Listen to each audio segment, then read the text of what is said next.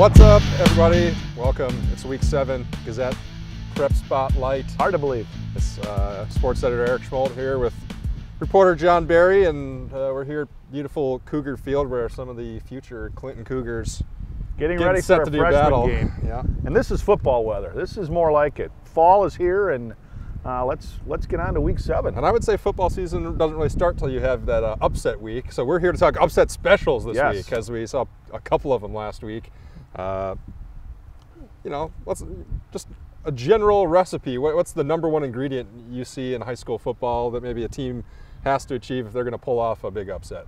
Well, I think in the case of Clinton last week, beating Broadhead Judah for the first time in probably what seemed like 100 years, actually was 26, is their game plan was perfect. And you've got to have, obviously, players to execute that game plan, and Derek Severson was just unbelievable last Friday night. He makes that offense go, and really Broadhead Judah tried everything to slow that down. And I mean, they literally get up to the huddle after the next play, after the play's over, they get up to huddle, they run the play, and they had Broadhead Judah on their toes from the opening play of the game. Yeah, I think that's probably one of the things I said, even going into the Craig game, talking pregame. How can they, at that point it was like, oh, how can they make this a competitive game?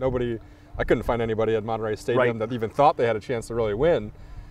But I would say, if they can hit them with a few big plays early on just to kind of stun them a little bit, then, and they did. Dan and May had a long run on the first or second play from scrimmage, and then a couple of big Shane Ellis runs in the first half. And maybe if you're going into the game thinking, okay, maybe we think we can hang with these guys, and then you prove to yourselves by hitting a few big plays, whether they're turnovers or big offensive gashes, then you're like, okay, yep, we really can do this. And a lot of times I think in a game like that, you get those unsung heroes, guys that, maybe haven't contributed as much as maybe the coaches thought they were. A kid like Clay Martin, the linebacker that really stepped up and was a huge factor. And then somebody like Shane Ellis, when, not that he hasn't had good games and hasn't been a factor, but certainly he brought it up another notch. And Noah Diaz, the kid who's all conference, the kid that you probably expect to have the big game, he had his yards, but he didn't hurt Craig like I'm sure most people thought he would. Yeah. And the turnover battle. Right. In Janesville, it wasn't a huge deal. I think it was 1-0. But you got to win the turnover battle if you're gonna upset a team. And obviously, I think, what was Clinton's final tally?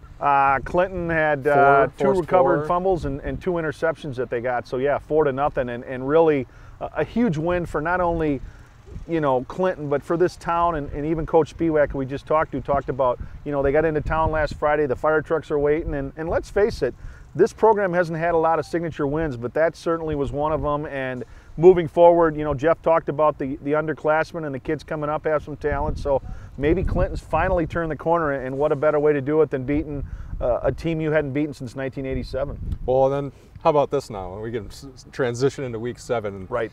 Not only do you pull off one huge win that probably opened the eyes of a lot of people by going to Broadhead Judah and getting a win on the road, now you come back here for homecoming and you get Walworth Bigfoot with 51 game conference winning streak strolling into town here right behind us on Friday night. Well, and that's what I talk about in football weekend is a chance for David to slay Goliath for the second straight week. You come in and you can't rest. I mean, you got to come back and get ready to play a program that has been even more dominating than Broadhead Judah has been, and that's Walworth Bigfoot. And they're coming in undefeated in the conference, 1 loss on the season, and yeah, their hands are full again this week. But you hope that you can build off of last week and realize that I don't think the game plan changes much this week for the Cougars. They were so good and so effective last week of running that no huddle in, and I'm sure they may put a few wrinkles in, but I don't think the game plan changes much this week. No, just go. I mean, did that even stun you? How fast they moved the ball? I was so busy writing things down, I probably missed half the plays. But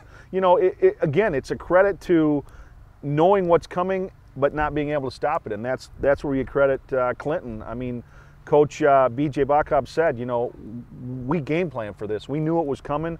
We knew this was the offense that we're going to run. We just couldn't stop it. And even the adjustments at halftime, Derek Severson still got loose, and they still put points on the board. And, just a great win for Clinton.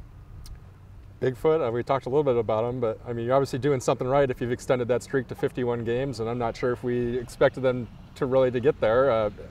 They just kept motoring right along. And obviously a couple of those wins come against some of the down teams in the conference, but still, you got to show up, you got to play. And I think the win over Jefferson, that win that in the first game that counted of the year in the crossover games, I think obviously that was big, not only for confidence, but it kept the streak alive and it gave Bigfoot a chance to.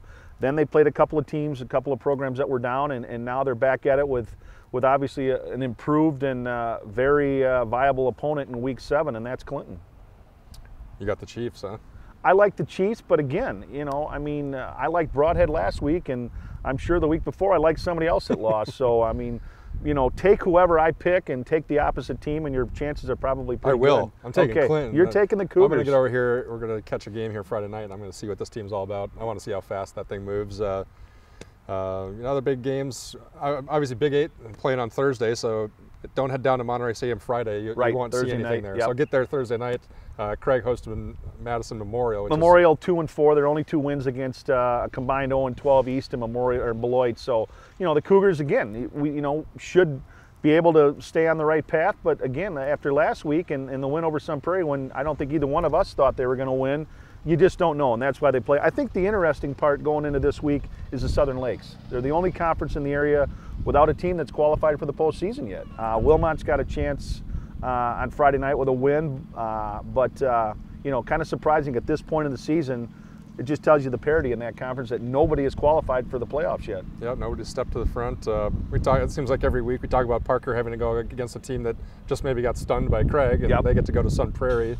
Probably going to be a tough test for the Vikings. Yeah, and how does Sun Prairie respond? And the Vikings, we talked to Coach Skripchek last Friday night and said, yeah, the game got away from the second half, but he said there was a couple of plays late in the first half where Parker had a chance to be in that game at halftime, and maybe it's a different second half. But the Vikings, again, just having trouble finding anything offensively and getting anything going, and until they can find that consistency on the offense, they're going to continue to struggle. We've been talking upsets. Anything on the schedule strike your eye this week? Looks like a couple of lopsided games perhaps, but anything this week or down the road? Any upsets of the last week's proportion? The one thing I would look at is, does Ricky Williams play? Haven't heard back from Mike Gregory to know whether Ricky plays, but if he doesn't play, obviously that makes Edgerton a little different. And East Troy team coming in there, not a lot of wins, but certainly capable offensively of putting points on the board. And if they can do that, and Edgerton can't without Ricky, then that may be one. But, there's not a lot of games on paper that look like they're going to be close. But again, we've seen in the first 6 weeks that anything can happen on Friday night. Yeah, looking ahead, I looked at Week 9. We could have Milton at Monona Grove with a Badger South championship on the line. We could have Craig at Middleton with a Big 8, at least a share of it on the line. Those are some where you would probably say Craig and Milton won't be the favorites going into those. But if they can get there and it's for a championship, you just never know what's going to happen. And the one in this conference could have, Bigfoot at Broadhead, and it's the streak still alive. It would be at 53 at that point. And, you just don't know. And, we'll know a lot more after Friday night. But, certainly some more teams with a chance to clinch their postseason bids this Friday night, and some other teams that have already qualified a chance to improve their seeding.